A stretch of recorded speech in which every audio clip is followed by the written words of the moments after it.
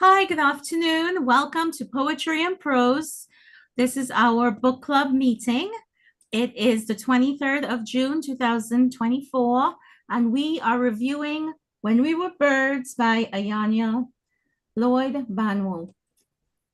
Now, this book was an interesting read for me. I kept asking myself throughout the book, do I like it?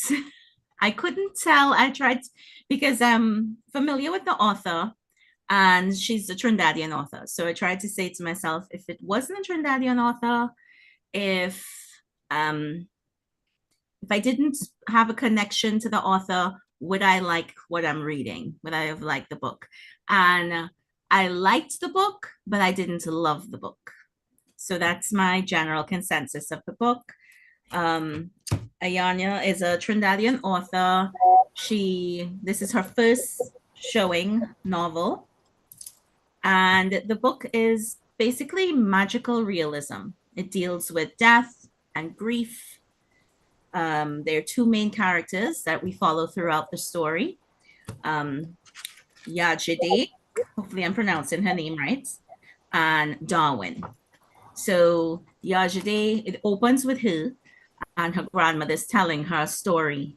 And she didn't realize that the stories that she was hearing when she was a child, which were based in fantasy, was actually real. So this is her legacy, is that they are a group of women, and it goes through each the from mother to daughter, that they're charged with dealing with the dead, helping the dead with crossing over or and then there's Darwin, who grew up in the country with his mom, and she's a single mother, and she raised him as being a Rastafarian. And in the book, he's not allowed to do anything with the dead. So because they've reached some hard times, and he was forced to take a job working as a gravedigger because that was his only thing available to him. He had to cut off his ras and move to the city to take on this role. So he knows absolutely nothing about death. He's never been to a funeral. So everything he's interacting and meeting grief and death at the same time. And in the meantime, he's grieving the loss of his mom because she basically cut him off because he's chosen to do this. Even though he's sending her money, he doesn't even know if she's going to be accepting the money he's sending to her. There's a friend, that his mom's friend, that was like an aunt to him. And I liked that because it kind of speaks on the Trinidadian culture where, like, you grew up with your mother best friend calling her auntie.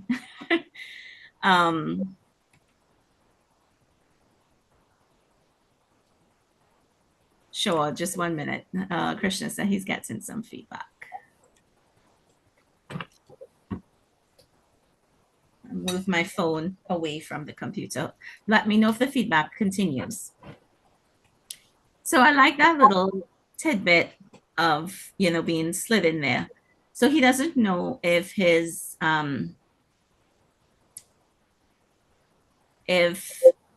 mom is even taking the money that he's sending to her. In the graveyard, though, he meets characters. So he meets his boss. Okay, he's still getting feedback. Let me just mute everyone, and hopefully that will help. Okay. All right, Krishna, keep me posted on if I've muted everyone on the line. Let me know if it continues. So in the graveyard, he meets characters. Errol, who's the boss, the foreman, if you want to say. And they're not they're not on the up and up. And for me, I was literally screaming at Darwin at times because I felt he was a little naive. But it matched the character, because while he was naive in terms of him not being able to pick up on certain things, for instance, they went out to hang out as coworkers do on a Friday night, and he noticed interactions, and he noticed the way Darwin was dealing with certain people. Um, but it's like he couldn't put two and two together, which made sense for the character if he's coming from, say, country life into city life. But it was also frustrating for me, the reader, because I'm like, Darwin, the boss at one time is giving him additional money, and he questions it, but then he says, "What, you don't want additional money?" But he just takes it, and that was the end of it. And I was like, so when it got to the point in the book where Darwin was being asked now to participate in the gang activities, he I was like, this is what hey, you were being paid, you were on the payroll, you signed up when you took the money, is what I was screaming at the novel, with the character. And so, but Darwin had no idea. He was like, look, I did not sign up for this. I didn't know, you know. Welcome, Alana. Someone just came in. So it was interesting in that effect on the um Yajede character. She has a strained relationship with her mom. So it seems as though the mom didn't really want to the duty that was given to her through her legacy. And it's almost as though the both characters were rejecting the legacy. Darwin was rejecting the Rastafarianism, and the female character, Yada G, was rejecting um, the role of having to now take on her mother's role of dealing with the dead. You know, they wanted to make each wanted to kind of make their own path and survive. Even though in the book, I got the feeling that Darwin would have been happy in the country if he had gotten something else to do. So, but she canters, the mom is very distant. Their relationship is strained. They don't, she doesn't interact with her. Throughout that portion of the novel, I just wish I got a little more of the supporting characters because it was an interesting story. The mom has a twin sister, and their relationship is very, very close. So the daughter can't really find her way in between, but there are little tidbits where the mom and the sister are talking, and the sister's telling the mother she needs to teach her, and the mother's just literally refusing to, up to the point till she passes away. And then this gift or legacy is passed on, this inheritance is passed on to Yajade. So she ends up meeting Darwin, and I felt the relationship was like instantaneous. They just had this connection because she visited the graveyard in ghost form, per se, let's say. And because she deals with the weather and the storms, and she has magical characteristics to her. And when she visits the graveyard, Darwin is able to see her. I don't know if anybody else was there, if they would have been able to see her, but he saw her. So when she came to the graveyard to actually deal with, burying her mom, he sees her in real life, and he realizes this person is not a ghost. She is real. And from there, their relationship and their connection just went full blown. It ends up where Darwin runs away with her to the house, and the house itself seems to have this magical quality to it. When I was reading, I really envisioned it to be almost mystical, with glowing mushrooms growing and moths flying. And it's written to be a house that is in transition. So when the mom is passing, there's almost like a hole in the ceiling. There is a hole in the ceiling. And so it's almost like this rickety house that shouldn't be there, but is there and has been there for eons and has grown. And there are characters in the house that live to support the house. So another character I wish I got more on was as her best friend that she grew up with like a cousin. And there was a point where she wanted to leave. She was packing up to go run away with Darwin. That's Yadaji. And she wanted to run away with Darwin.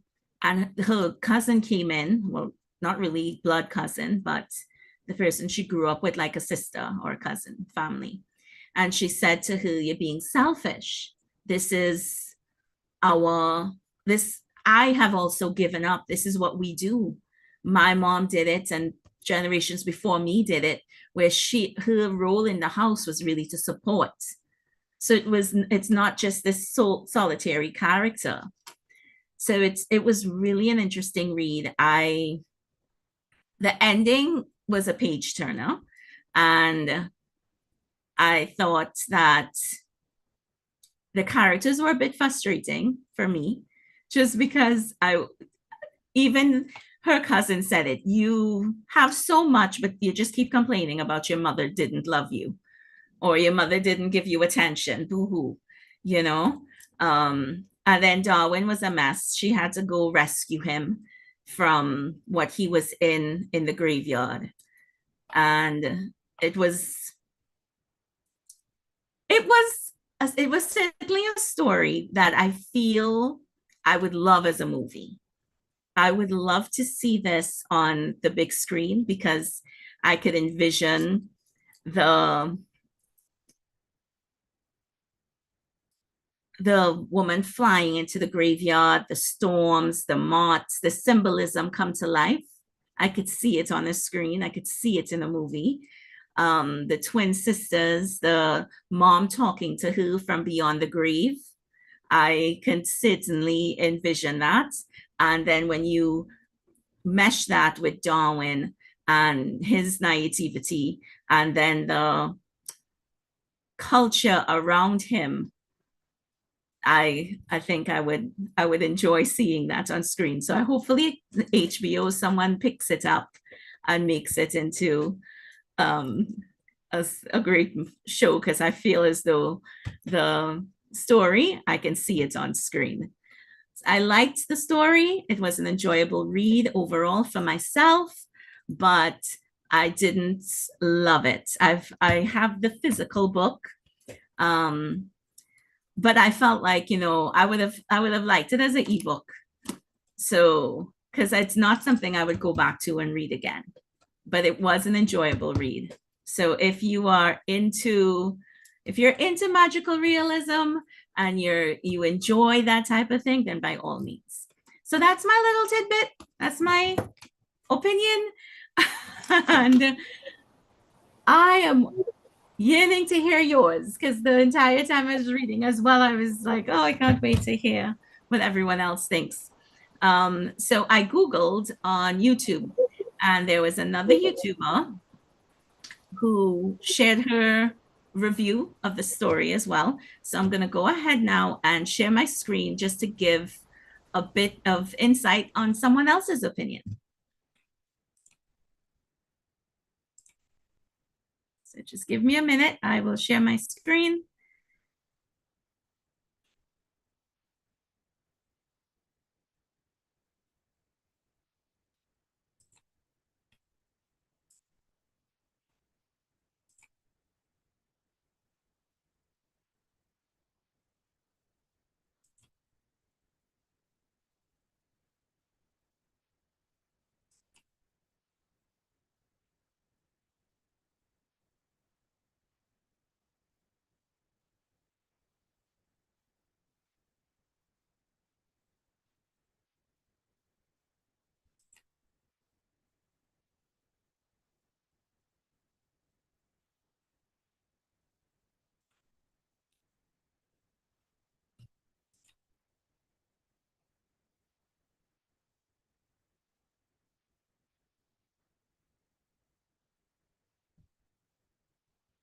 Okay, and please let me know if you're not hearing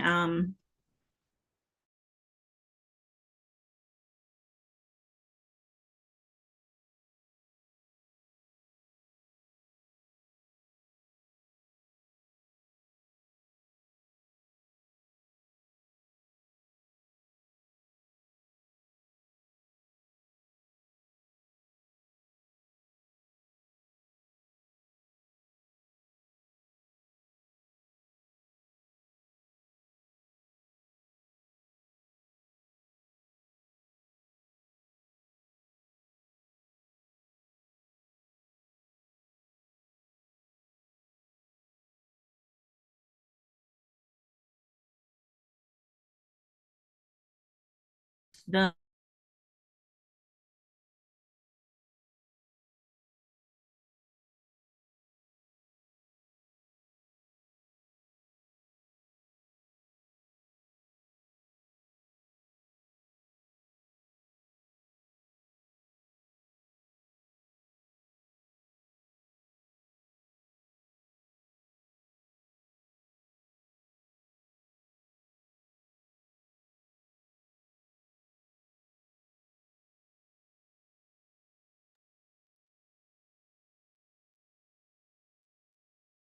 I think we lost Gersha.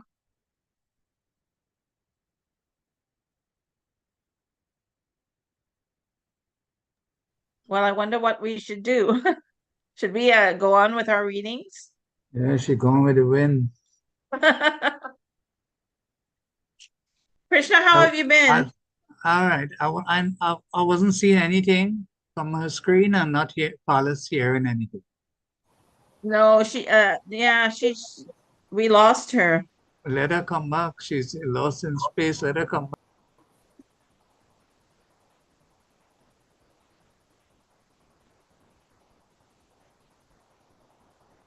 And I See if don't you have could, the list in front of me to see who was doing the first reading. no, see if you could send her a rope now, Heather. See if you could get onto her somehow. I I am mean, doing the first reading. You're doing the first reading? Yes. Oh, Cynthia, then Heather, then Krishna, then Vishnu. I have it open in front of me. I well, see she I trying to think she come just, back. I see she yeah, trying to come back. she's Hi, trying to you come back. guys. Sorry, I had to call Darren because I couldn't get back on it. I was seeing the YouTube video playing. I don't know if anyone else saw the review or not. We saw nothing. We heard nothing. Nothing. We Oh, heard wow. My apologies. My apologies. I That's wasn't all right. there These things happen. until it it just timed out, and then my Zoom went down and then came back up, restarted. So okay, so I wouldn't attempt that again because I don't want to be disruptive. There was also an interview that Ayana did with another like a bookstore, where she was featured as author of the month that I wanted to play, but I wouldn't just because I don't want us to be booted again. That was my synopsis of the story though. So just to get a taste of the story and others can give feedback, I'm going to open the floor just if anybody wants to give feedback on the story itself that they have read or anything that they want to say about it overall before we go into the readings. No, Gush, I think let us start the reading first person, and then that person could make some comments. Okay, great. So we'll be Because starting I have comments, but I would like to make it after I read. after. Okay, great. All right, so we'll be starting with Cynthia. Cynthia, thank you for reading and you have the floor. Thank you. Yesterday, don't know what to say. She sneak a look at her mother out the corner of the eye and pretend to smoke the cigarette. Today, somehow, while her mother's face was different from her own as ever, something about the set of her mouth, the way she hold her head, cocked to the side like she thinking, remind Yesterday of herself. Her, but not her. Catherine, Deborah, baby girl, all their faces as one face, as her face. Are you dead? Yesterday asked finally. Yes, Petronella answered. I dead too? If you was dead, you wouldn't have to ask. Dead people does know very well that they're dead. Petronella take another drag of her cigarette, hold it for a few seconds, and blow the smoke out slow. I can't taste a thing. I can't feel the heat, taste the sweetness. I can't even feel it against my lips. She flicked the ash in the grass at her feet, then relight yesterday's neglected cigarette which has gone out while she held it. You could mistake plenty things, but being dead isn't one of them. I'll keep that in mind for when I die then. Petronella grunted. almost a laugh, but like she forget how to properly make the sound. Yesterday tried to come to grips with her senses again. A damp cloth on her forehead now, a cool hand on her cheek. Seema hand in her hair. The window still open, the green leaves wet on the windowsill. Petronella studied her. I can't see them in the room, but I know you can. Is this supposed to happen? I can see everything as if I still there, feel them too, but I hear with you. Of course this is supposed to happen, Petronella snapped.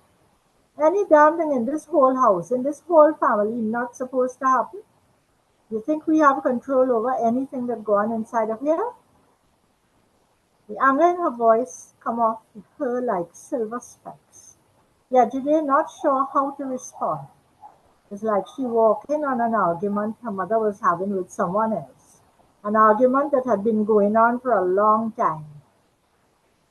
Petronella settled and looked out into the hills. Look, stop trying to see one thing one place. You live in Montmartre all your life. You grew up in a house of dead people. Any place is ever one place? Yesterday, take a deep breath. Breath? It's hard to say breath or think of it as breath here. More like a quietening, a stilling, an opening. Her vision closing, get narrowed. There was just her mother now. She could still feel them, the room, the twilight, but she could close in her senses on her mother. Yesterday, try another pull on the cigarette. The urge to cough was less. She waited for Pet to speak again. He good? Who? Her mother looked straight at her. That impatient look she always get when she expects her daughter to know what she was thinking without explanation. Peter? Hmm. The barest sound of assent. Peter is Peter. He is the same. Yesterday could see him in the room again. It was like closing one eye or adjusting a camera lens to achieve a sharper focus. Now he was picking up the leaves that were strewn on the windowsill, the floorboards, circling the bed where Petronella lay, not looking at her, keeping an eye on Yesterday and Seema's arms on the floor. She could see her mother's body too, still, her mouth slack, eyes closed, white sheet draped over her small frame, barely there. He's a good man, a better man than your father. Better than you deserved, Yesterday blurted it out, anger hot in her, suddenly spoiling for a fight. The evening around her pulsed deep blue and then red for 1 second. The forest shined a deeper green. Petronella nodded and smiled. That is good. It is best to be honest here. It will save time. But don't forget yourself. When you make a child, Yesterday grow and have this burden to bear, then you could tell me about deserve. Then you could tell me about right and wrong and better and worse. Right. Like I supposed to just go in the market and ask, what a pound for the man? Like it have man for sale? Wait, you want me to tell you how to do that too? Petronella stoops. Look, here's a big woman. It's my job to tell you how to deal with the dead. After that, you could figure out and decide how you want. She flicked the ash from her cigarette again. Peter make his choice. I never tie his foot. He know what I am. If he want, he could choose different now. Peter would never just leave us. Yesterday could hear the triumph in her voice, the recrimination, the pride. Peter would not leave her. Peter always been there for her. Even now he hovered over her body in her mother's room, doing the needful, clearing up, looking after them all. Don't assume you know what in a man's mind, Yesterday. That's the end of my reading. Thanks for reading. Any thoughts on the book or the story? Any comments? Well, I don't have any.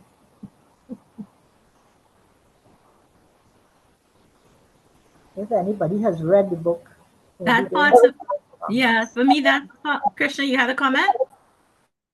No, what I wanted from Cynthia, so what you thought about what you read?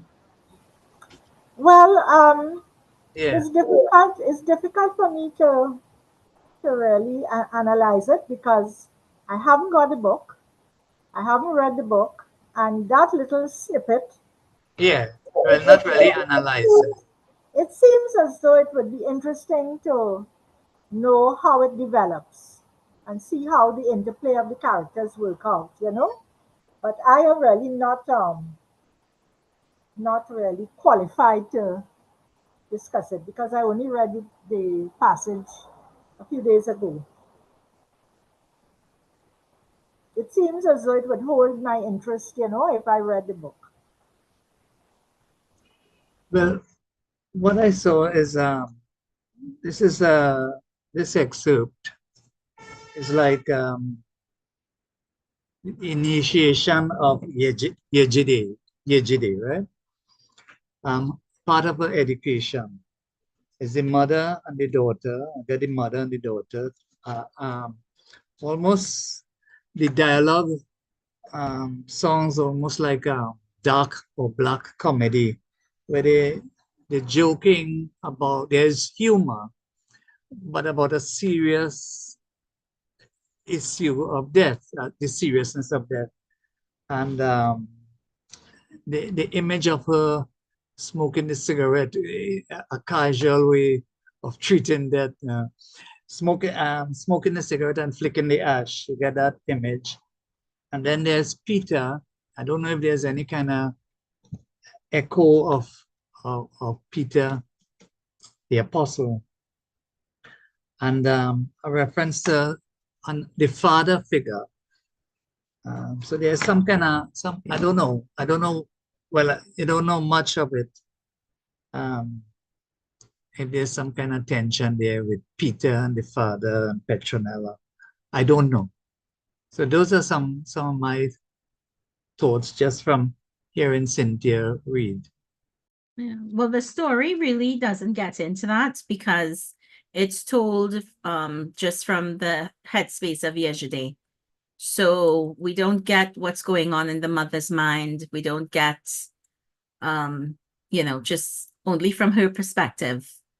And it in the beginning, it's funny because this part happened after the mother passed.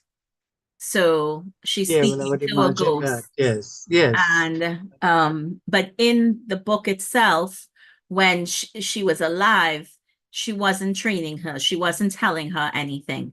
So what she would get is tidbits from overhearing conversations.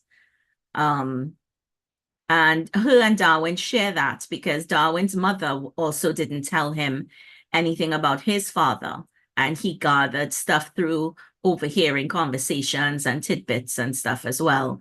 Or like when him and his mom would smoke weed, um, she may say something, and he would pick it up. So then that's how he kind of got his information. So it was I think it was an interesting parallel between the two main characters.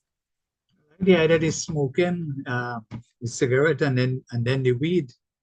That's a nice link. Well, the It's link of, to me, I looked at the link of more being as they both grew up without their biological fathers in their lives, and with the mother withholding some form of information. So Darwin's mother withhold information about who his father was, and Yedidje's mother withhold information about the lineage and what she has to do up until this point. So yeah, but there's also another linkage because Peter and Darwin basically play the same role when they enter the home, as being the one having to support the matriarch of the house, the one that has to deal with the dead. So that's another nice parallel as well. But we'll get to that one a little later. I think the last piece deals with Peter and Darwin. So So if there are no other comments, we could move ahead to Heather.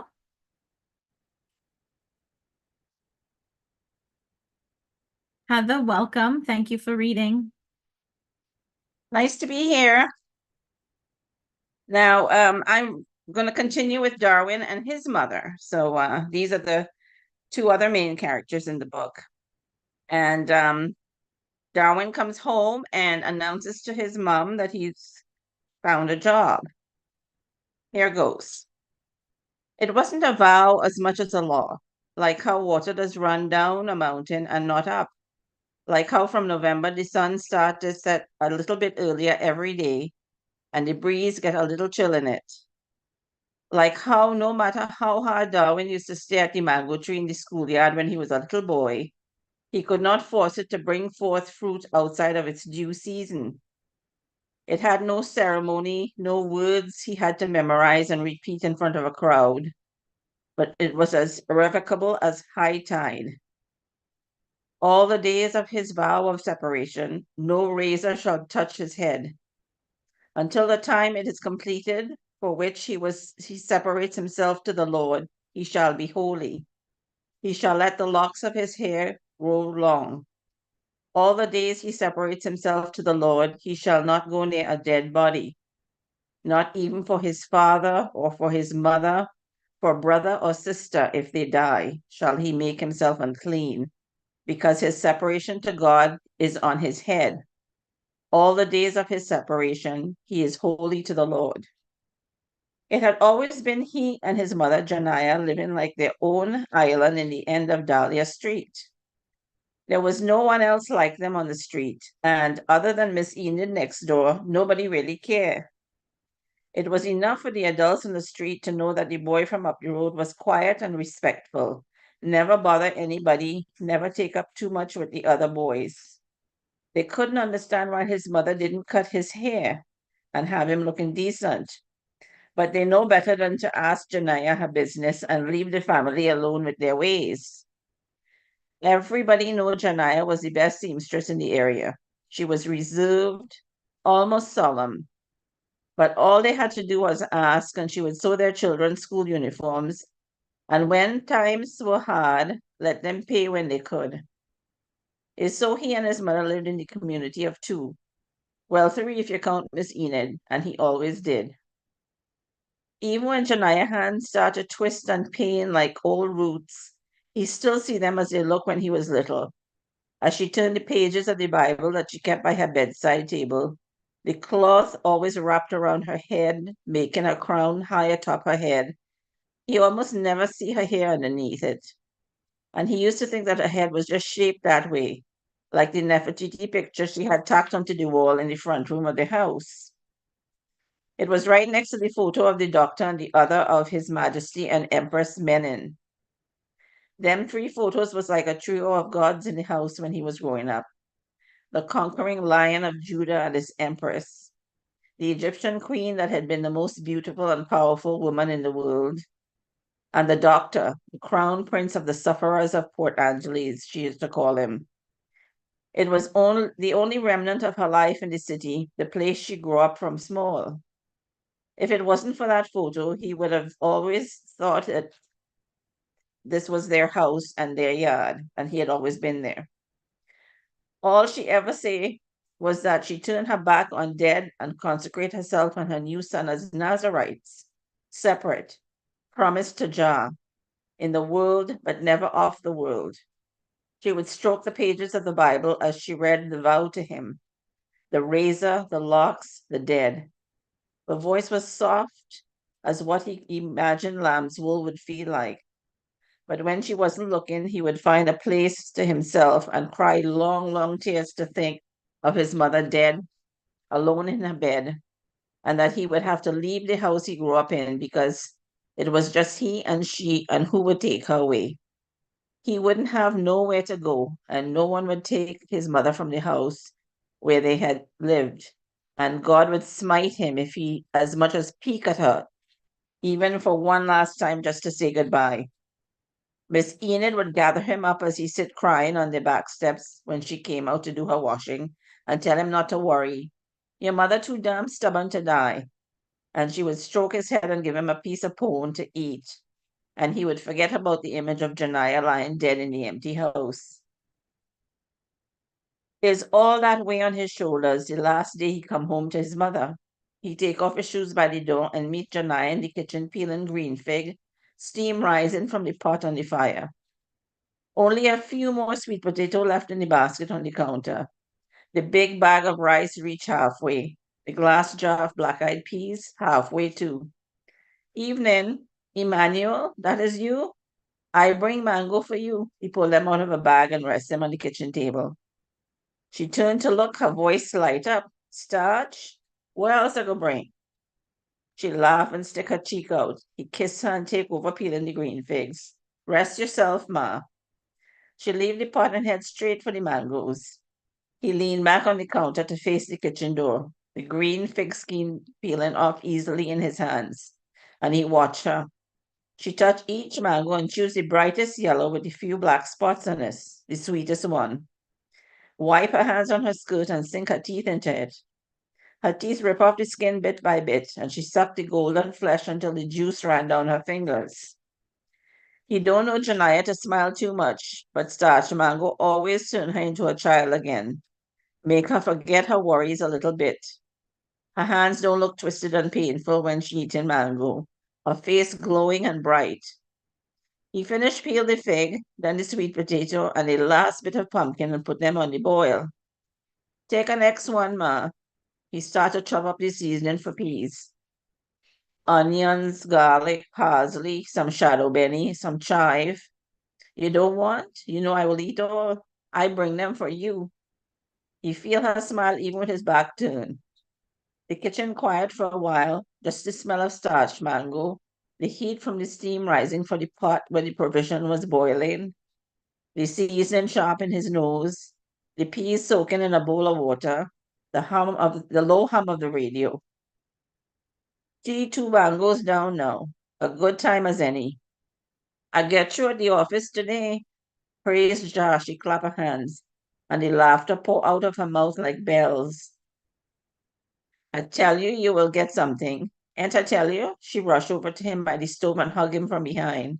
The top of her head barely reached the middle of his back. Patience, I tell you, just patience. Blessings don't come when you decide they must come, but they just come when you need them the most. She moved away and he hear her pull up the chair by the kitchen table and sit down. But why you didn't say? You stand up here so long and you say a word?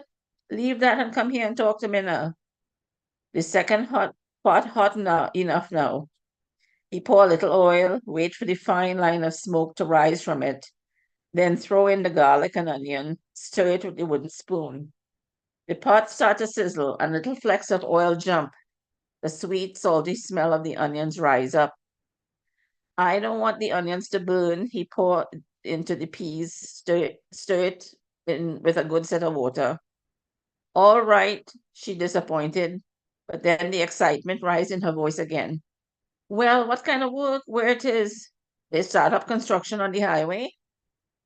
He lowered down the fire, covered the pot, and turned around.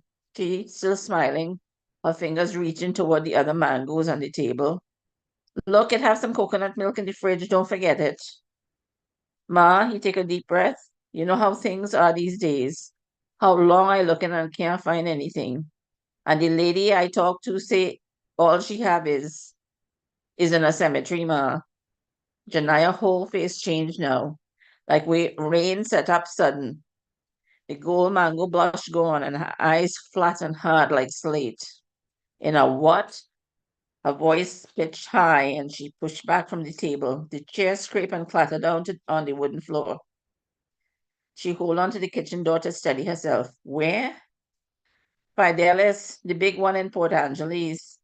Go back and tell them you want something else. A voice turned to steel. It have nothing else. Well, they can't take it. Not in no dead yard and not in that dead city. Something else will come. You can't go in that place and mix up with them people. He gestured around the kitchen. You think I don't know how you just stretch every bit of groceries I just bring home? You think I don't see that your hands can't make with the sewing machine anymore? How the orders come in less and less? I will manage. Enid make a rub for my hands and it helping. It not so bad again. I good, Emmanuel. I doing good now. You think I blind? Money is not everything, Emmanuel. You know what kind of man I raised you to be. You know I never ask for no help from nobody.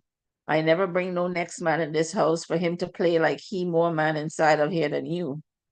You know how I rate you and what hopes I have for you. And this is what you're going to do me? Do yourself? I grow you with a clean heart. You think I'd have any silver and gold in this world that could make up for your soul, Emmanuel? You think anybody in that place care about anything about your soul? He feel his whole body tense, bubbling with the thing he wanted to say but couldn't say. The thing that always in this house were with them, that they step over, around, and pretend was never there. It made him want to break something, tip over the whole table, fling the pot off the stove. We will manage, son, her voice quiet, almost pleading. You ever starve in my house? I ever send you out in the world without your stomach full and your clothes clean? You ever want for anything once you're here with me? I can't spend my whole life with you.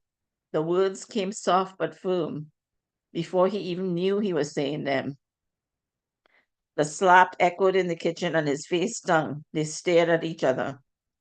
Here, with me, ain't good enough for you, Emmanuel. What it have to see over there? Dead people bones, police and teeth, and prostitute and dirty politician? You want to be out there in that life? Is glamour life you want? He see her eyes filling up with water and all the anger leave him one time. He don't even feel this sting on his face anymore because he know that what he say hurt her more than the last she could have give him. He turned around and shut off the fire under the provision, feeling her watching him while he stirred the pumpkin and the coconut milk in the peas, releasing the fragrances into the air. He lowered the heat. Son, her voice sounded quiet now, like she spent all her rage she have in her. I understand. I understand what you're saying, but that place could swallow a man whole. Plenty woman watch their son, their daughter, their husband walk out of the house looking for more, talking about the same talk you talking now, and never see them again. If you go to that place, if you leave this house, you're not coming back. You're putting me out, Ma? He couldn't bear to turn around. He didn't want to see the answer in her eyes. I make you, you is mine, but if you leave this house to go and live in town, you're not coming back. He hear her footsteps get softer as she walked down the corridor, and the door to her room closed. The space she leave when she gone felt like something carved out of his insides. When the food done, he take a bowl from the cupboard, put out some green fig and provision, pour over a spoon of the fragrant stew peas still steaming, find a small glass bottle of kuchla from the fridge and add a little bit on the side. He sit down on the kitchen steps and eat his food alone. The evening come fast like it rushing him. Don't want to give in and change his mind. When he finish dinner and clean up the kitchen, he know what he have to do. He not going by no barber, no stranger going to touch his head. He find a scissors in the kitchen drawer, test the blade with his thumb, sharp enough. He sit down by the zabuka in the backyard, a plastic bag from under the sink at his feet, and he take his tam off. His locks drop heavy on his shoulders, his back. He sit for a while with his eyes closed and let the last of the afternoon sun warm his skin, settle in his dread. He roll his neck and feel the weight of 25 years. The end. Thank you.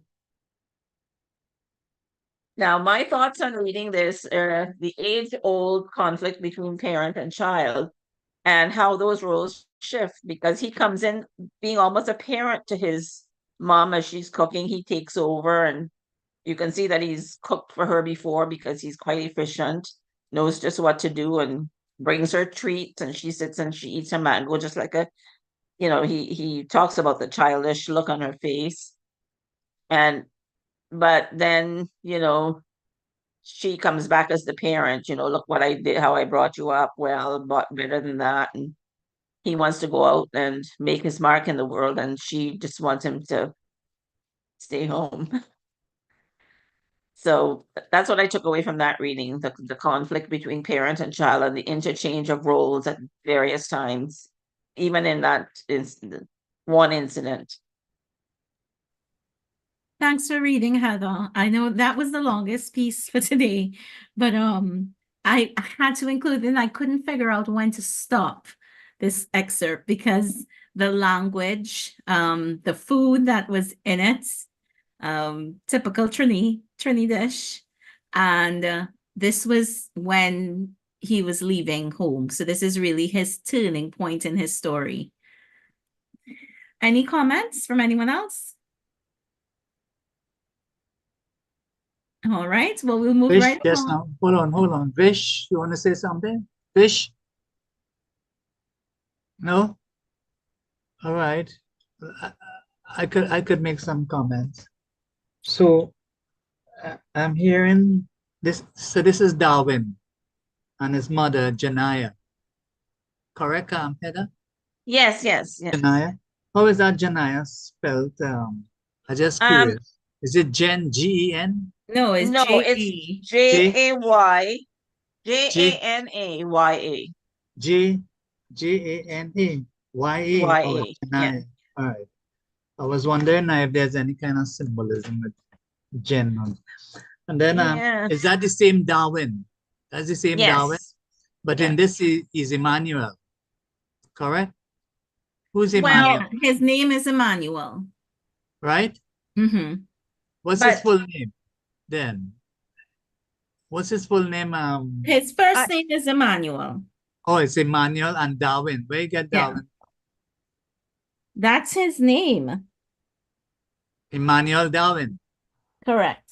Hold on. Let me find the passage and I'll read it for you. No. I could say the Emmanuel. Emmanuel is God within us, right? Linked with the Rastafarianism. she calls him Emmanuel. She calls him Emmanuel. I think that is significant. Yeah. That is significant. Yeah. That she refers to him as Emmanuel. Right. I would understand that because she's seen the God, the godlike character that he is. Yeah. God within us. That's Emmanuel, correct? Yes. Right. And Darwin, well, that is like, I suppose, the name we associate with him when he goes to the city. Yeah. Well, I think As that's his Port, proper name, but then Port it's almost Angeles. like a home name for your child. She calls him Yeah. Emmanuel. Yeah. But So Emmanuel is in the book, the text reads Emmanuel Darwin. She read out his name. Okay. Yeah, but just Darwin, ma'am. but she calls him. No, this is when he's at the Does she ever call him Darwin? this is when yes, this is when he's at the I don't know, the job seekers agency. She says Emmanuel Darwin. She read out his name. No, Yes, but the just mother. Darwin, mom. No. So he's telling her just to call him Darwin. Gush, what I'm saying is the mother. Does she call him Darwin ever? And that No, would be it significant. doesn't. I can't say Right. for sure, but I That don't would be believe so. significant. If you want to be consistent with the Yeah. mother's I think relationship, how the I think mother the sees the child, yeah. then she could call him Emmanuel. Emmanuel, that would be fine. All right, that's one. I didn't mind the episode. It's a nice episode. It is a climate. It is a significant part where he cuts his locks, right? Correct? That's when he cuts his locks. So that now he can move on to move beyond the mother's control. What I got is the African heritage, references to the African heritage, Nefertiti, and the conquering lion of Judah, and Nazarite. That one gave me a little trouble. In what sense is he considered as a Nazarite? Russia? I believe that's from the Rastafarian religion, but I'm not familiar with that particular religion. I don't know if the Rastafarians referring to themselves. Yeah, I'm not familiar with Rastafarian religion, but in the book, it seems as though that's where that is coming Yeah, from. His because- mother's reading that in the Bible for him. Yeah, because you're pushing the Nazarite, the Nazarene, Jesus Christ, identification with Jesus Christ here as the Nazarene. I don't know. So, well, she has to be consistent with her use of these terms in the book, right? And that's what I saw. Yes, Heather, you're correct to talk about the cuisine, when he's making the provisions and so on, that he is accustomed to feeding her. He knows what he's about, all the ingredients and so on. You know, the sweet potato, the black eyed peas, the heat to know when to turn it down, the sizzling pot and so on. I am mentioning these things, the sizzling pot and the oil and so on, because when I come to read my piece, I want to see I want to note that there's a difference when as opposed to these details that we get in here. And Fidelis is Fidel. What is Fidelis? What's the meaning of Fidelis? Sweetness. Gush? Fidelis? Well, I always thought that fidelity had to do with Oh, truth. Fidelis. Truth. Yeah. Oh. So I'm thinking, yeah. And then she calls Port of Spain, well, to all intents and purposes, Port of Spain, Port Angeles. Angeles is angels. Yes. So in the I sport thought of it was angels. curious. In the book, she just didn't call it Port of Spain because No, I could understand that. I have no problem with not calling it Port of Spain. But what I'm saying is if you're working out in a book, names are important, right? If you in a book of magical realism, so you're making connections with Nazarite, Emmanuel, Janaya, Tota. I don't know what could be the meaning of Janaya. Darwin, Charles Darwin. I don't know if she pushing some kind of connection there. Darwin. As a seamstress, a seamstress to have an occupation as a seamstress in a village is good. Is there a connection there with sowing one's fortunes? You know, the sisters of faith. If these are nice connections that the author is conscious of and making a deliberate use of, fine with me. Fine with me if you could do that. well, the mother really exits the story when he leaves for the city, and then we only see her or hear her in terms of his memories and him Yeah. asking his aunt about her. All right. Okay, so So, those are just some of Gersha, do we ever know if she accepts the money that he sends her? The book ends with a letter that he wrote to her, and I don't mind reading the letter because it's short. It says he carried the letter with him for months before he finally decided to send it. He imagined it going from hand to hand, from cashier to postal worker, to driver, to the district post office, to Eden Hands, to Janaya Yard, up her front step and onto her kitchen table. If he lucky, it reach her hand and she don't burn it or throw it away when she see it from him. And if Ja is good, and he always good, she would make a cup of tea, sit on her front steps when the breeze blow cool, open the envelope and read. Greetings, Ma. I hope when you read this letter that your cupboard full and your hands not paining and your spirit ease and you happy. I was thinking, you remember when I was small and we used to go by the spring? You would make a little food, roast some nuts or some chana, and pack some juice you squeeze from the sour orange tree in the back. And sometimes Eden would make some sugar cake for me to go with, even though you say that sugar wasn't ital, and you wasn't eating any. We start early before the sun get hot and walk out the main road then cut through the big estate, past the reservoir and the old man garden, the one who used to Lego his dogs on us when he see us coming. And we would run and laugh because we know he don't feed them dogs enough to run fast like us. Remember when the green get thicker and we hear the river singing before we even see it? And we take our shoes off and walk in the riverbed when it was low and on the mossy bank, when it was high until we reached the cold, clear water pouring out of the black rock. And you let down your hair and it fall to your ankles, and you rub the cool green jelly from the ratchet on your locks. And when you put some on mine, and then we let the spring water beat out whatever wickedness the world rests on us.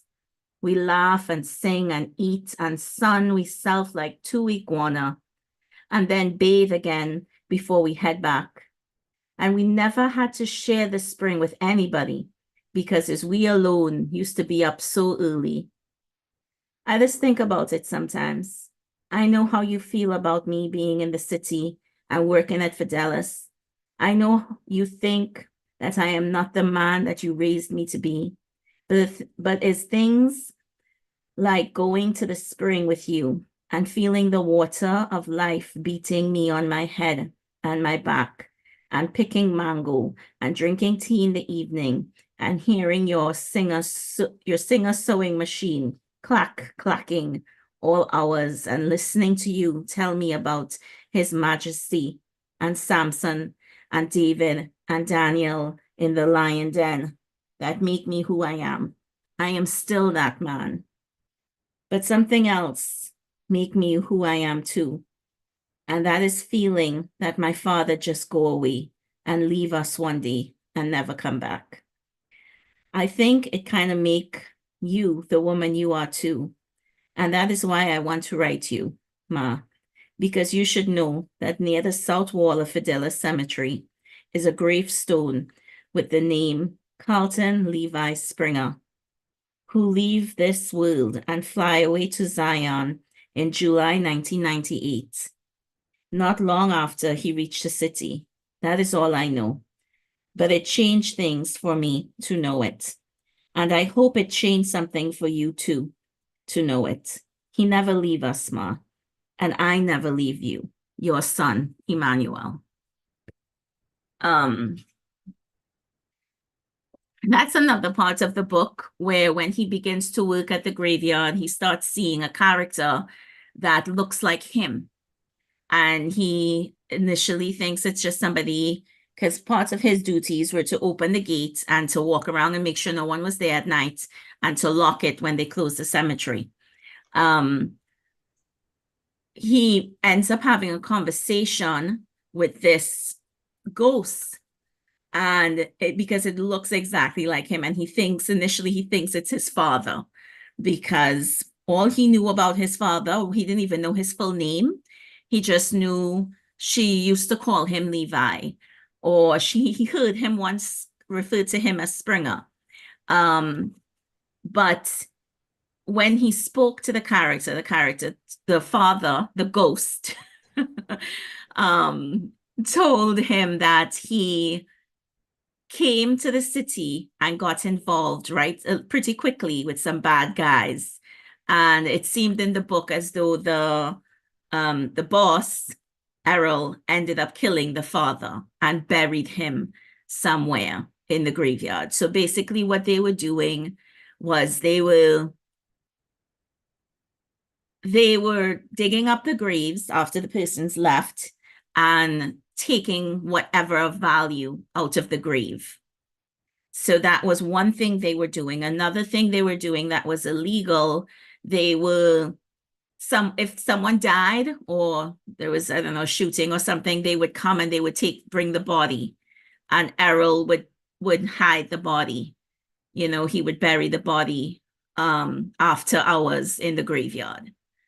So that's something else that they were doing. So his father was probably buried he assumed his father was buried somewhere in the graveyard. And where he met his father, he paid, after near the end of the book, to erect this gravestone with his father's name and everything, because he didn't quite know where his father was buried, but he got the information about his father dying, and he didn't leave them. He got involved. He came to the city to make money, got involved with some bad people, and they killed him. So Errol, he got that. Darwin got that from talking to the ghosts. That was his father. That part of the book, I just didn't sit well with me, because the whole concept of the story, I felt, was that Yedeje could speak to dead. She could speak to the dead people. So when Darwin was speaking to his father, I was like, okay, so can Darwin speak to dead people too? Is this, so I was a little off with that. Yeah, I was a little off with that. And then there was another part of the story where Darwin he had done something he didn't want to do, and he knew they were, it was like you're either with us as a gang or you're not with us. And the very next day, he ended up going off with Yedeje, and he didn't know her. He had just seen her, they had very little interaction. So at this point, I was like, okay. And then, so they spent the night together. And then when she dropped him back to a corner. And I was just like, okay, so she didn't even drive him home. She didn't drive him back to the graveyard. She dropped him off at the corner and was like, all right, I'll see you later. And then he got jumped. And I didn't quite know to this point, I don't know who jumped him. It could have been some local bandits that jumped him, or it could have, initially, when I was reading it, I thought, okay, maybe Errol set him up they're going to kill him. They're going to jump him. But no, Errol didn't set him up. I guess he just unlucky and he got jumped and they steal what they had to take from him. And so that was Darwin. Krishna, I hope that clears it up for you a little bit in terms of the name. I've no through the problem. book pretty quickly. I only see her referring to him as Emmanuel. Yeah. One more thing. Mhm. I just heard Carlton Levi Springer, 1998. Yes, so I it was is wondering. contemporary. So I was The book is wondering. Good. That's what I was wondering. What is the time?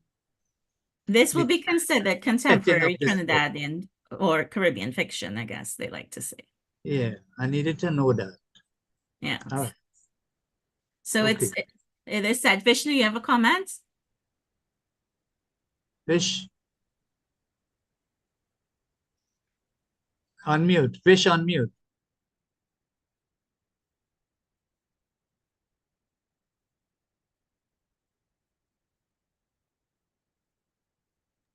Go see if Hold you could on. help Fish Let me help unmute. him a little bit. Help him. That will work.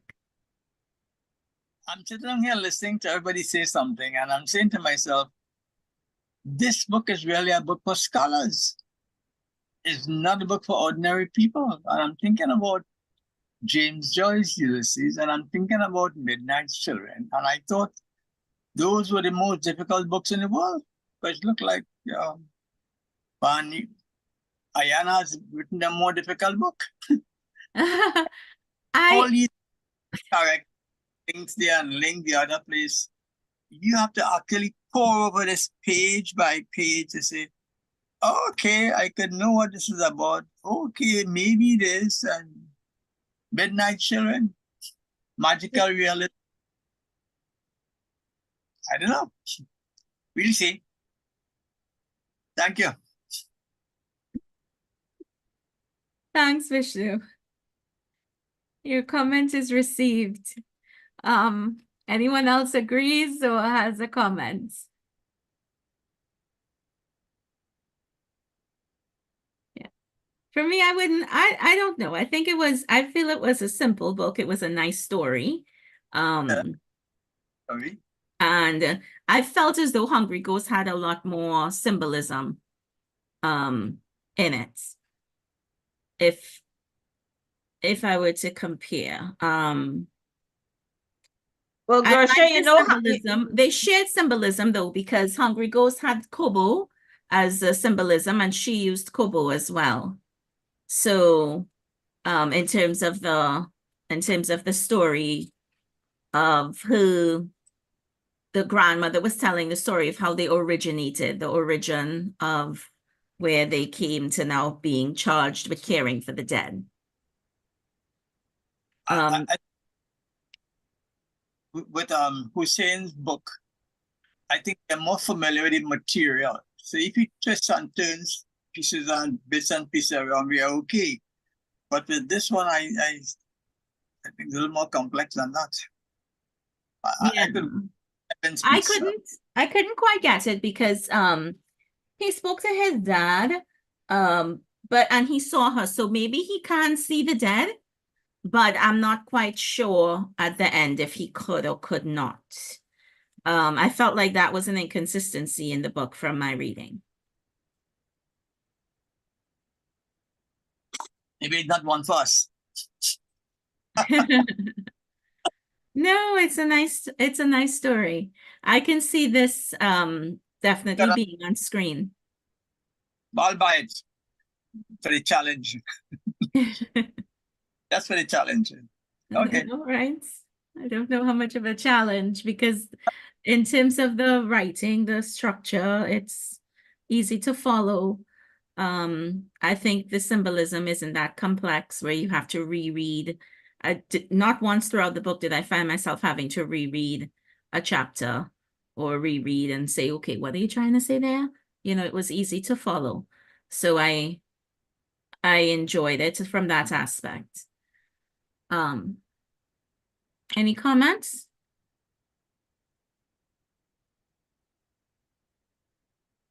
Gersha, getting back to Krishna's book, you know that this past week he won the Walter Scott Prize and £25,000 in Scotland.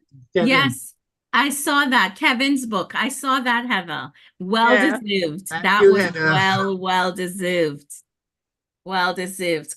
Congratulations to Kevin. Okay, Sophia's coming, and I was so happy when I saw that. Because there's something about like this work in particular that I felt it's really it really jumped. So for instance, he's working in the graveyard. He only saw her. He thought she was a ghost. He thought maybe he saw something. And then, you know, she's going through her thing with her mother and her mother dying. And now she has to accept this role. And only when they meet in the office for the first time, the way he reacts. Now, she saw him as well. And I felt the way he reacted, if I see somebody I thought I saw as a ghost, I would have been more freaked out. Okay. I felt like he didn't really react in a way like I think I would have screamed or something.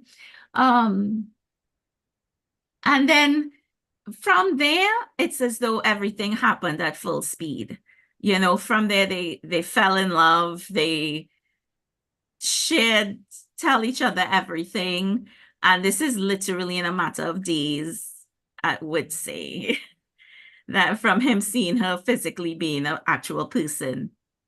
And I don't know how realistic it is for me reading the book, where she just tells this guy she just met at the graveyard her secret, this big family secret that's been handed down from generations to generations.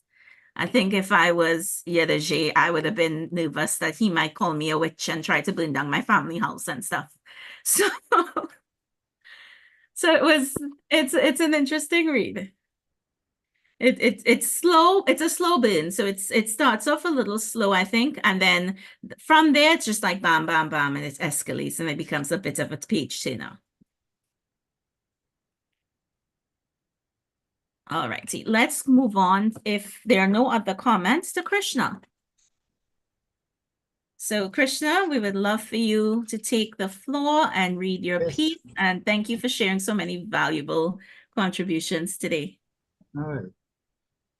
So Little extra work, bigger cut than usual. You want in? Cut? I don't want to cut, boss. On my way home. Errol laughed low. Well, I thought you were smart, but I could give you too much credit. Ain't your mother living nice now, Darwin? See, remember you asked about if she's benefiting. Ain't your mother living nice now, Darwin? And a medication bag? And she have groceries in her house? Where you feel that money coming from every week? How much you feel grave digger does make? You think any of us eating on the corporation salary? You're cutting already. No going home now. A pair of headlights slides through the gate, half blind Darwin, and then shut out. Car door opened up, and the car rolled through slow. Macintosh, Mikey, and Jamesy walk over, wordless, and Jamesy opened the trunk. Errol smiled and spread his arms wide like he embracing the whole of Fidelis. He's not any kind of man that's come to work in our cemetery.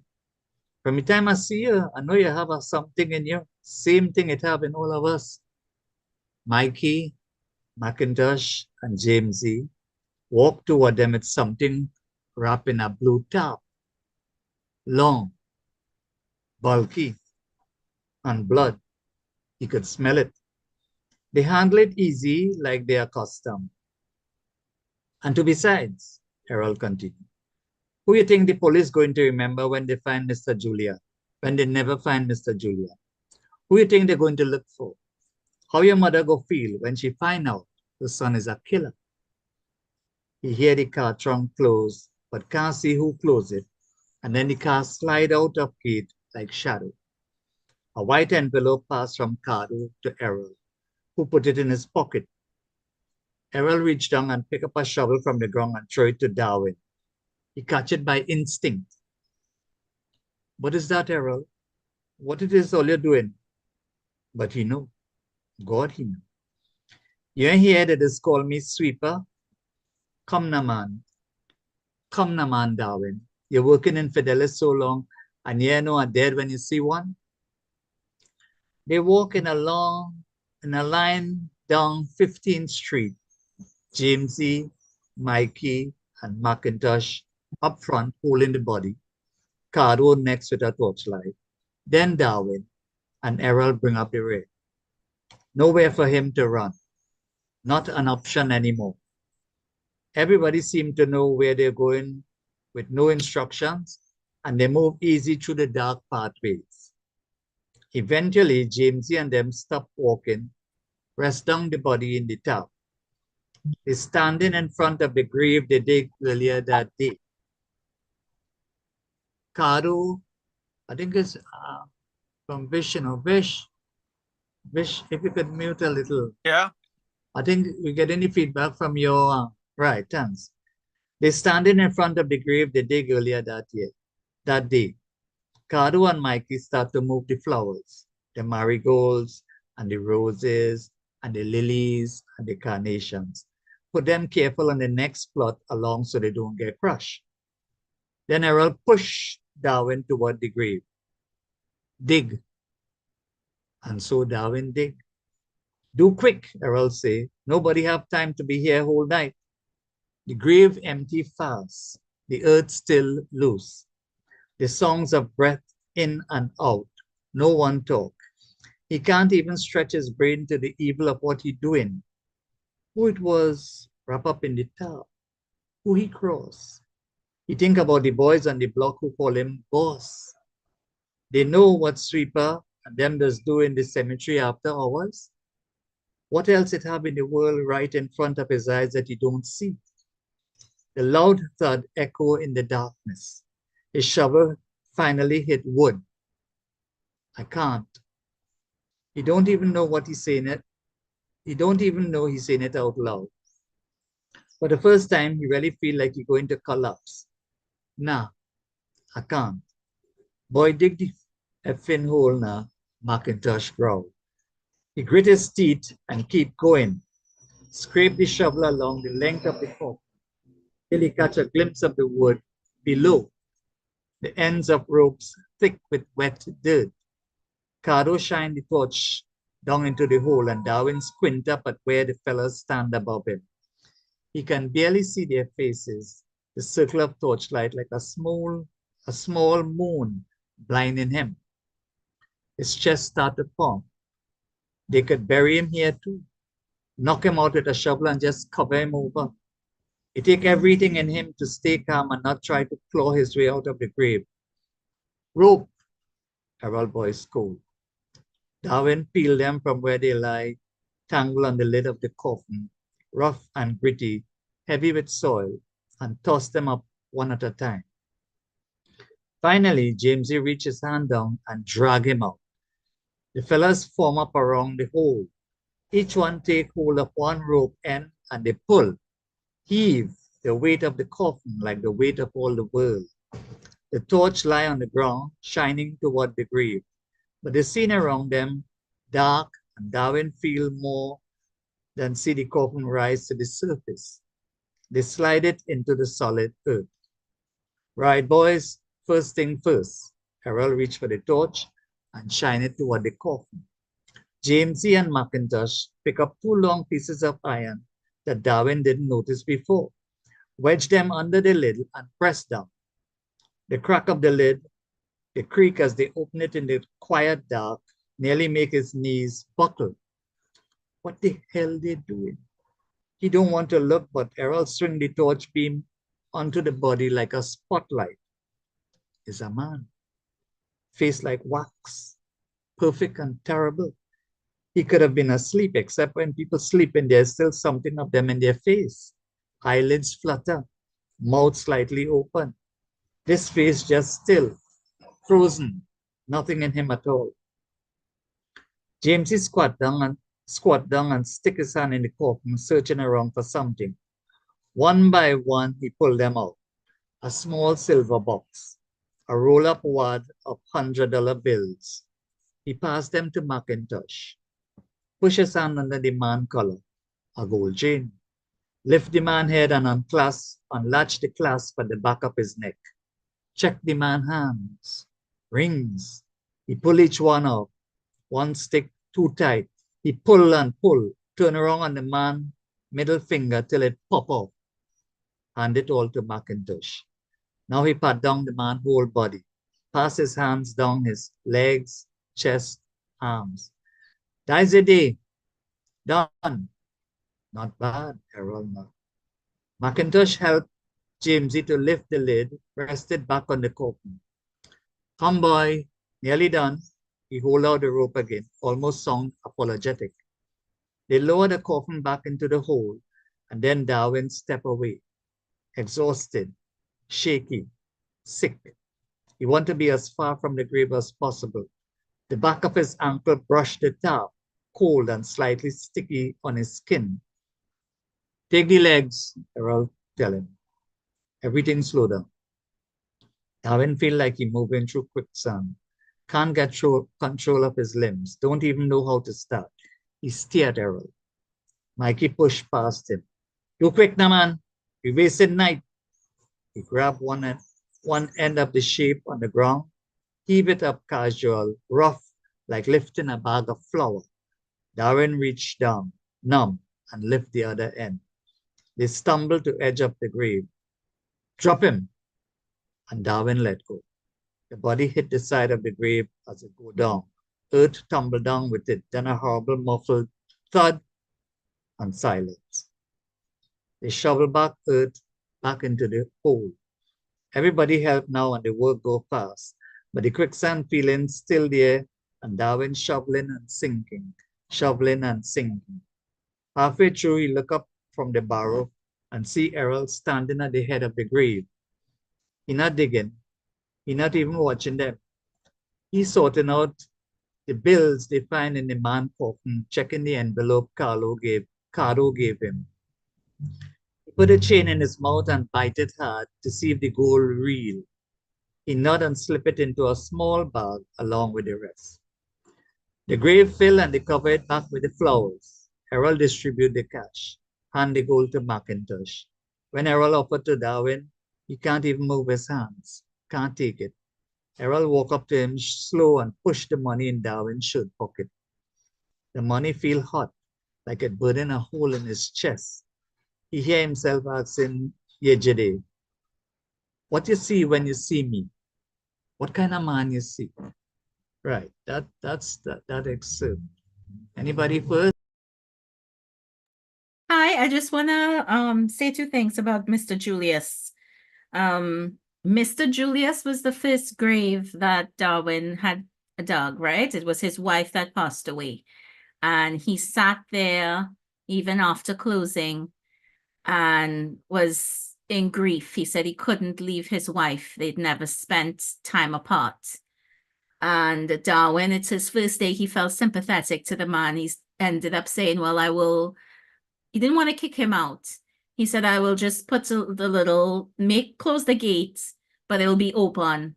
So whenever you're ready. And then he went home. And he kept thinking of this man and his grief, but he never saw him again. The cops came and asked questions about him, but because Darwin was basically the last to see him alive because he left him in the gate and he didn't want to admit that he left the graveyard open overnight, he told the cops that no, he didn't see him. So he lied. And Errol was there. And they said, okay, because nobody has seen this man since. And so he went missing, basically. So that was Mr. Julius. And yeah, so I just wanted to share that little back end so people can understand who is Mr. Julius. Thanks for that. They never find the Julius. Okay. Vishnu had a comment. Vish,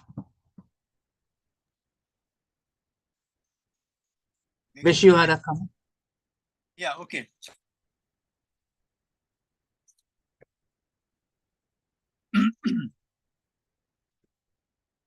I really think Errol was planning to kill me. Vish, hold on. No, we asked if you had a comment, not for you to start to read. Huh? The thing that was passing through my mind was I was trying to question whether the book is a literary book or the book is a commercial fiction book. Certain things and all that coming to my mind, and that's about I was thinking about that. Not the material itself. How does the book fit in? All right. Can I give let me give my impressions of what I read. Gush? Yeah. Gush?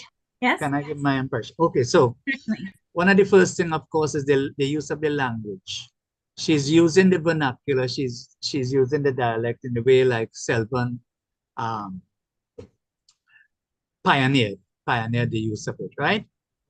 That is, the narrator is using dialect, not just the characters there. Good? Good, Vish? Yeah. Yeah, it was that written in dialect throughout the entire book. But I thought, well, one, there was a lack of consistency in the use of it. You're using earlier and now, but then you're coming back and you're saying don't and didn't. So that jarred with me, right? And you don't say us, and when you should have been saying we. That's one point. The second thing is the atmosphere. This is in a cemetery, and I'm not getting a sense of the mysterious, a sense of the fearfulness of being in a cemetery, a sense of it's dark, it's in the night, and I'm not hearing the songs of the night. I'm not hearing a cricket. I'm not hearing anything that you know, like even a jumpy bird. You might hear a jumpy bird to accentuate the sense of you're in a cemetery. A dog barking, a stray bark. I'm not hearing these things, and then they exhume a dead man. And I can't smell this dead man at all. There's no smell of this dead man. You know, a dead man supposed to be a strong scent. It's supposed to be overwhelming, too much to bear. So I didn't get that, the atmosphere. So I'm not seeing the place, I'm not seeing the cemetery, as I said. Whereas, as I said earlier on, when she talked about the cooking and thing, right? Remember I said that? You're seeing details, you're getting details, you're getting smell. The smell, the sizzling pot, the pumpkin, the mango, the starch mango, the smell of the starch mango. Good. You talk about the color, the yellow and the black and so on. That was good. But when it comes to the cemetery, I didn't know. I'm not feeling in a cemetery here. And then let me complete first. Kush, you're digging a grave. You tell one man to dig. That's not how I see that in graves and thing, you know. It's a set of them digging. A grave is a tough thing to dig, you know. You tell one man to dig, and Darwin dig, and in no time at all, the grave empty fast. I find that was too, that wasn't convincing. This is the credibility of the events. I started to question. And then you read this dead, and you know what you find in this dead man? What you find? A wad of bills. What you get again? Yes, now hold on. What you get? When you found him, right? Here you get a roll up wad of $100 bills on a dead man. You get a gold chain. This is it a drug lord that you buried? Yeah. And then you get rings. I don't know about people putting rings on thing and leaving chain on dead people and leaving a wad of $100 bills. It's strange to me. You will help me there, Gosh. It's strange credibility. My idea of reading a coffin, you know what? When I grew up, my idea of reading a coffin, you read the coffin to carry it back to the undertaker. You dump the dead person back in the grave, and you carry the casket back to the undertaker. He'll fix it up and sell it to somebody else. That's my idea of reading a grave in a cemetery. So you know what people used to do? People started putting concrete now to avoid that. But the people still dug up. You know, they watch the expensive casket, and maybe the undertaker send them to do it to get it back, right? That's my idea of reading a grave. Not this thing about getting money, unless, as I say, it's a drug lord. But even the drug lords, when they were burying the famous Sharon, right? Sharon. They had plenty gold and thing. I understand, plenty gold all over him. But when they putting him down, they take out the gold, right? They didn't leave no gold, not a single piece of gold they would have left there. So credibility was one of the things that was strained when I read this piece. So the language, the atmosphere, and credibility. Those are three observations I have. Right. So first you could Let me jump in, Ru. Yes, Okay. you could fill it. I felt that the way she wrote the piece that Heather read was written that way to show how time changed, how in the country things are a bit slower, you know, to show the character in terms of how he was a different person. Because when you read Darwin's parts, you don't get a lot from it. So if you read the J's parts, it's a bit more descriptive. And I thought she was using it in terms of showing you that now you're entering something mystical, you know. But I can understand what you're saying, because I feel like even Trinidad is so small, even with the graveyards, you hear cars passing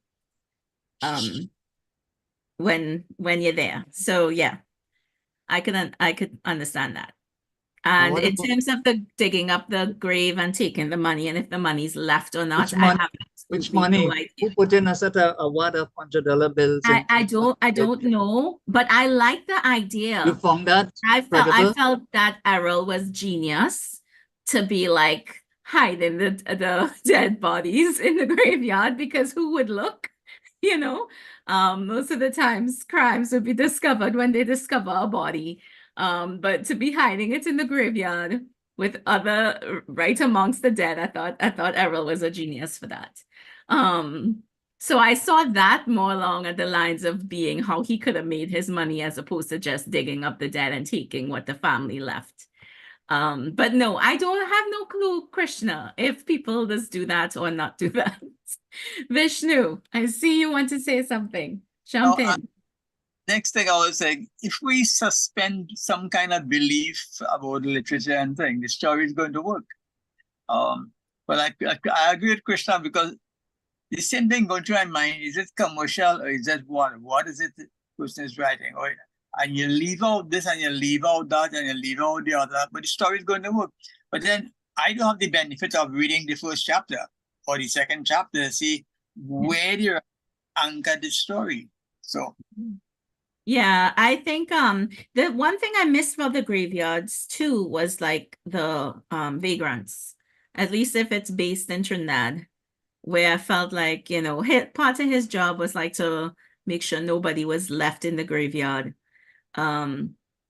But I've heard stories, especially about a graveyard in Port of Spain where a vagrant made a The home. walls are not that high. In Yeah, cemetery. made a home in the graveyard, and he actually had easy to climb built a over structure. walls. Yeah, so that was something. I think initially when he first saw his father, he thought it was just like a stray person that was in the graveyard for some reason. Just wanted And to you make one last point know about what, jump getting in, back to Heather. the various names of people and places. Fidelis for the cemetery, but so many underhanded things are taking place there, so it's almost like a bit of dramatic irony in a way. Yeah, You Yeah, know, I just think as- it's a La Perouse cemetery it's probably based on. That's Oh, where okay, that's what I was seeing in my head. okay. Well, I used to live by Macupo cemetery there by Fatima College. Macrapo. So Micarapo, yeah. Yeah. But anyway, yes, you know, you think of the word fidelity and truth and integrity, but every underhanded thing is taking place there, so it's kind of a dramatic opposition kind of thing. So it's that was good, I guess. Mm-hmm. the Yeah. good thing about the novel, I think it is generating some kind of discussion, and I'm interested in that.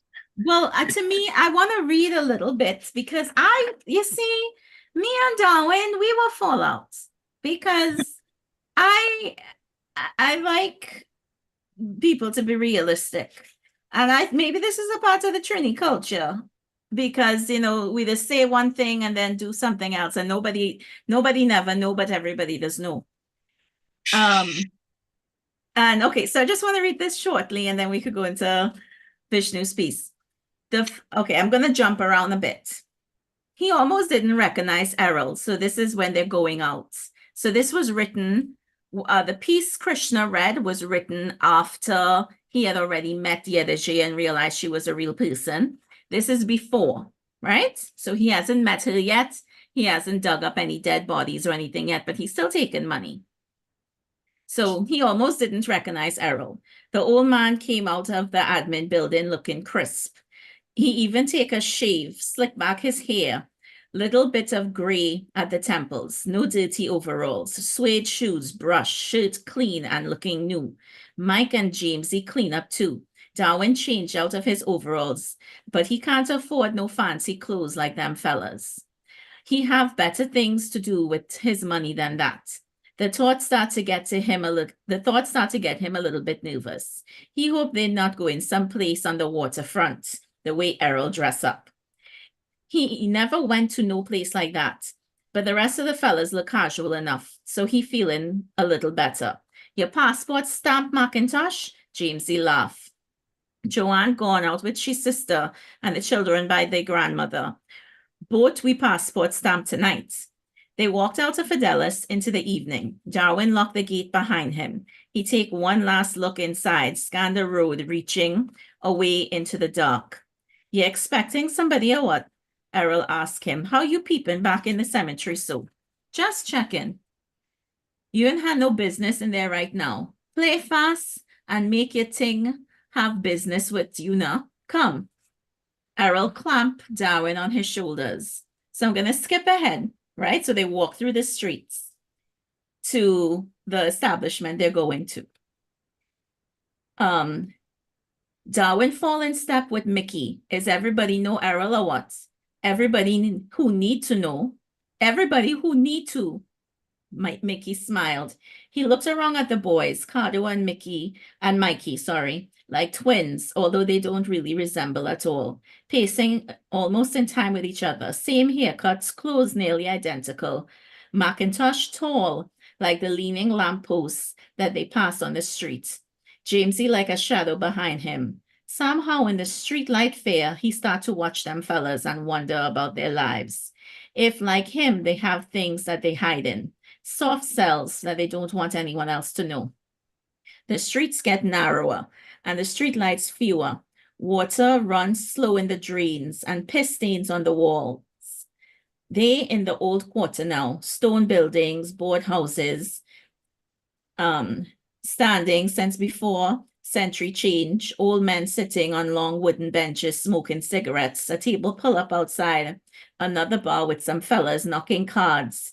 The next one where they playing dominoes, the clank of dominoes hitting the table, and the men bawling out, appreciation mixed with the music booming from the speakers parked outside on the pavement. The whole street a sound clash, right? So he's at this place. He's seeing how people's interacting with these fellas, right? And he has no clue. He's still lost. He's still surprised when the dead body shows up.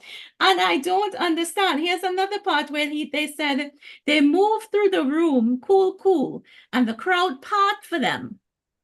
Now, I don't know about you, but Trinidad parties and clubs and bars is be packed tight. So if I'm on a date with a man, and it's our first date, I don't know anything about him, but we walk into this bar, this seedy bar, and the crowd parting as him and I are walking. I'ma think I'm dating a gangster. Okay? I'm just gonna think that. Maybe I'm jaded. They move through the room, cool, and the crowd part for them. They ain't going into the battle, but people see Errol, the energy of the whole place change. Now, this is Darwin speaking. Wasn't like the people on the street who hail him casual. Here is like Errol is a surge gathering force ready to spill over and wash away everybody in the bar.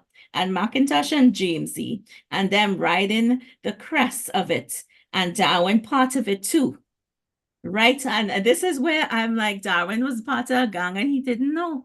Darwin part of it too, right along with them. Sweeper, even the music. Darwin hear the man hail Errol as he passed by. Errol stopped to talk, and the fella stopped behind him.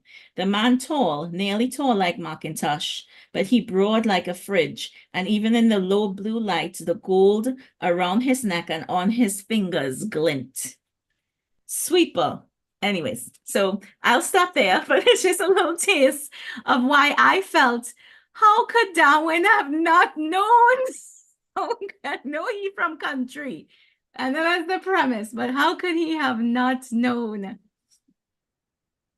That's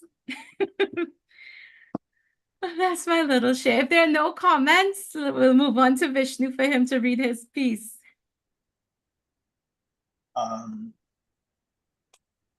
Okay. Okay, Vishnu, the floor is yours. Yeah, I'm just okay.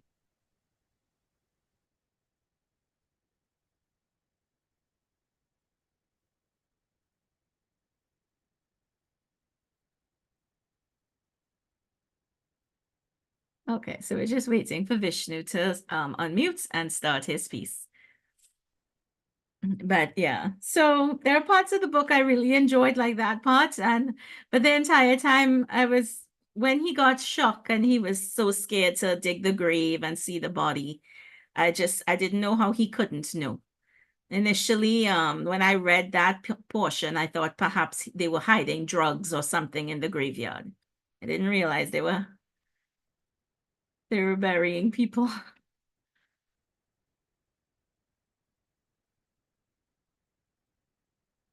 Vish, right. Yeah.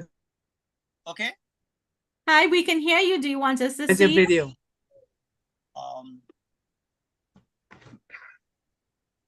Need some help. Okay, just sent you a request to show video. There we are. Okay, right. Okay. Yeah, I was saying mine is a pretty short piece, so I'll just get to it quickly. I really think Errol was planning to kill me. Nobody would have known. No witnesses, not even McIntosh and them. From everything he say, I sure of it. But it had a moment. The second time my knife singing, I want to kill him.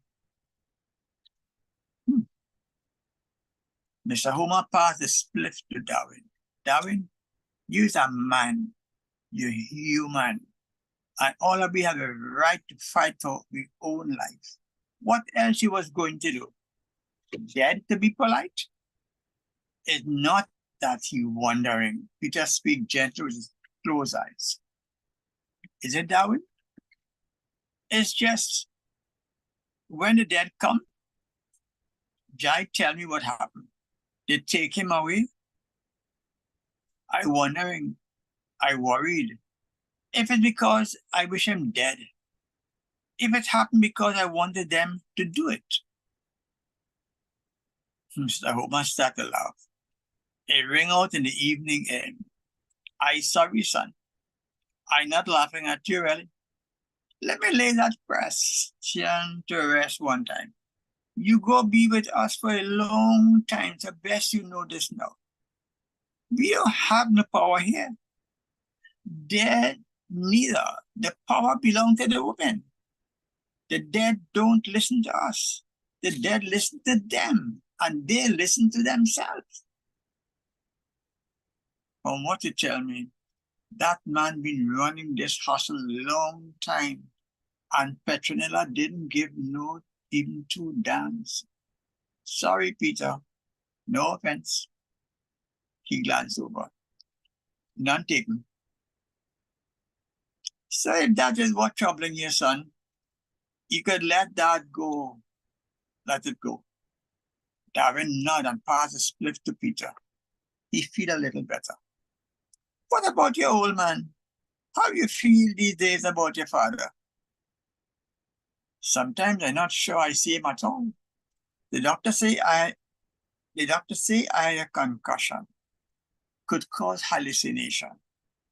Maybe I just want it to be true. The evening falling all around them, and he can hear the clink of cooking sound coming through the window, and the frogs and mosquitoes starting to sing. Mr. Homer rise slowly, pick up the box of matches from the windowsill, and look over at Darwin. Let me ask you something. He leaned out to light the citronella flambeau at the bottom of the steps, and the sweet, sharp smell wafted through the air. You spend your nights with a woman who does deal with the dead, even while she lying right there beside you? My woman was the same, Peter. Same thing. You sitting here in a house that stand up longer than anything else around here, a house that built from blood and ash, and your stab wound healing good, no hospital, with just rest, tea, Sima good soup, Agatha novenas, and my herbs. If you think it have no way your dead father could come to you, Mr. Homer, old eyes dance in the firelight. You're here long enough. You're here long enough. All right, so that's my piece. Short of the piece. Thanks. That was after he had moved in with Yiddish. So basically, that's near the end of the story.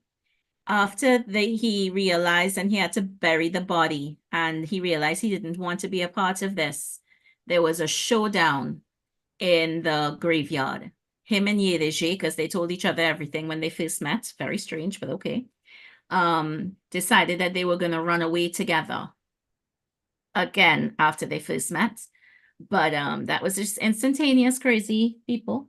They decided that they would go and catch a boat and just run away. He would run away from the graveyard and all the confusion, and she would run away from her destiny of talking to the dead. And when they said, and this was very strange to me because instead of leaving right after the mother's funeral, they said they would leave at sunrise. So he spent the night in the graveyard, and that's when he had met up with his father. No, he had met Errol came to the graveyard to kill him. I don't know how Errol knew he was there, if they were watching him the whole time, but Errol came and they had a showdown. And then the ghosts came and demanded Errol. Now Errol he stabbed Errol, and of course Errol stabbed him back. And the ghost came and demanded they said they wanted the person or whatever. And she said, no, because Yiddish thought they wanted Darwin. She said, no, he's for the living. I claim him. And then they said, no, we don't want the gatekeeper. We want the sweeper.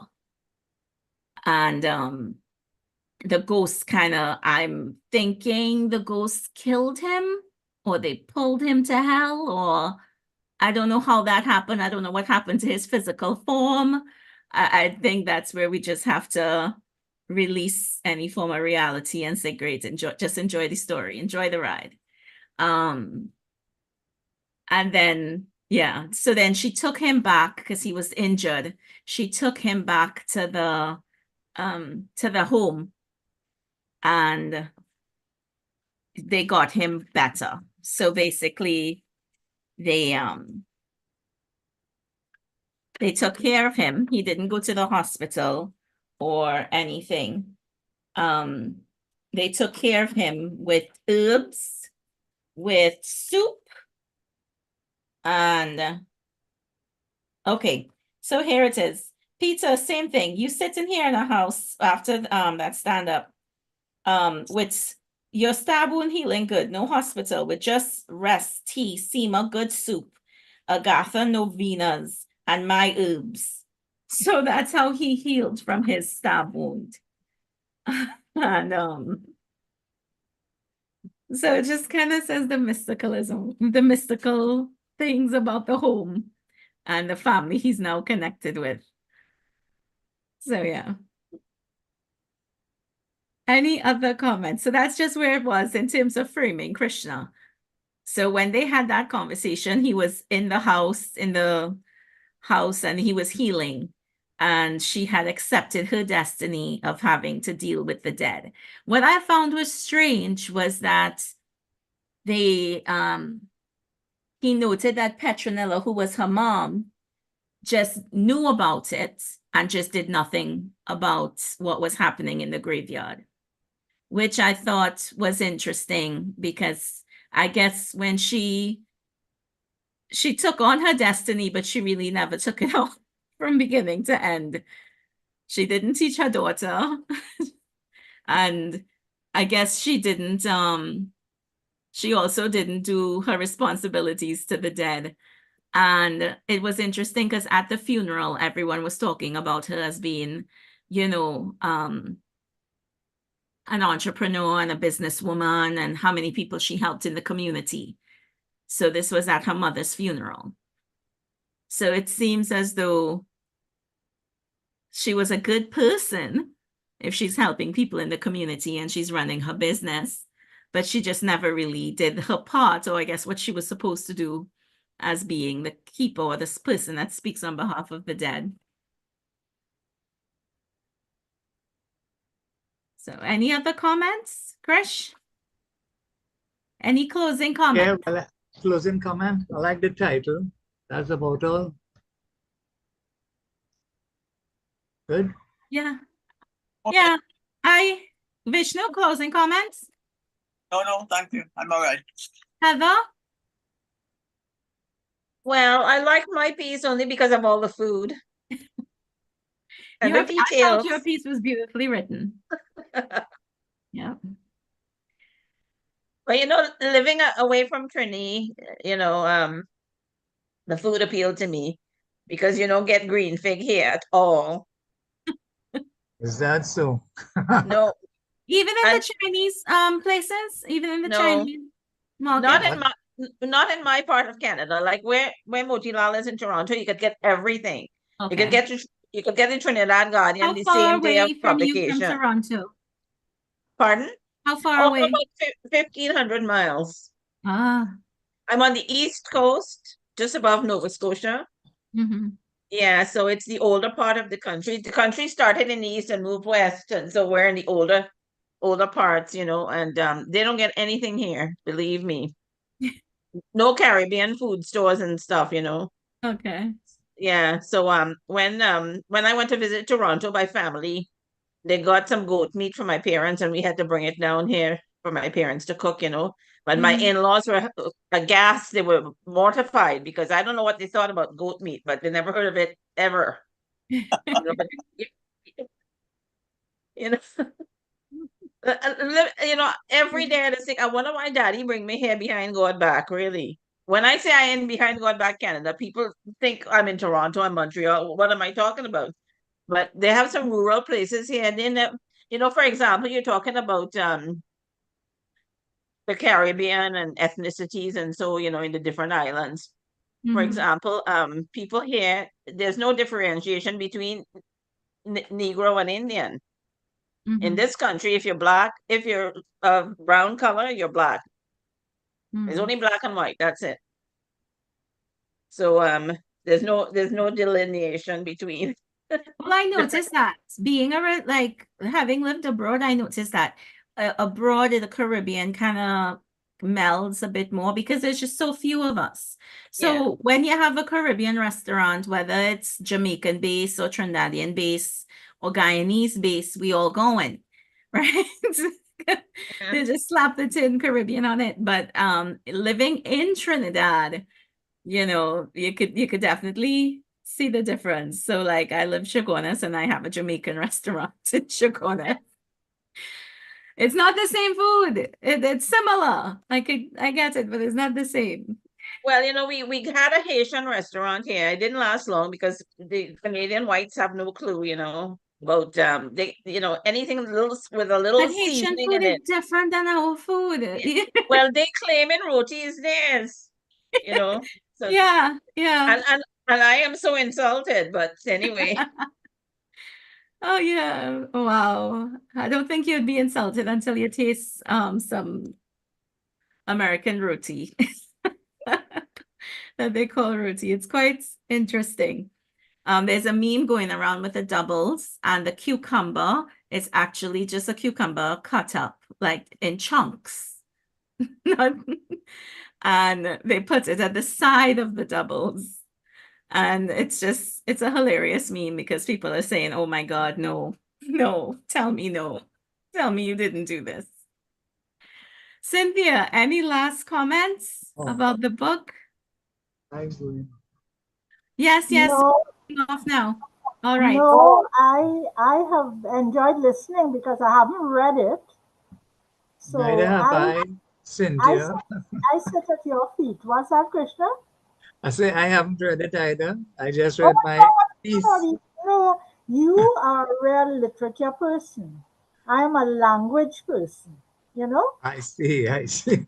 So we good. We balance off. But I was glad to read the piece. It was interesting. Yeah, Thanks a lot. Yes. I'm going to join the I have to ICCC go. now. Yes. All They are righty. very soon. So we'll Bye. catch up. All right. So we will close off with that. Our next book club read would be Black Cake. And hopefully you're seeing it. Black Cake. So pick it up if you can. This is from an American author, but she spent some of her childhood in Jamaica. So I What's her look name? forward to reading it when I posted about it. What's her Everyone name? was commenting on my Name? post saying, Name of the author? Charmaine Wilkinson. Thank you. Right. Sorry. And when I posted about it, everyone was saying, oh, you're going to love it. You're going to love it. So we will see if we love it, if we like it, if it wasn't our taste or our cup of tea. Thank you so much for joining us today. And we will see you at our next meeting, which will be 2 weeks from now. And Mutilal will be back with us. We missed him for this one. So bye-bye. Sorry for going off over, but it was an interesting conversation. Bye.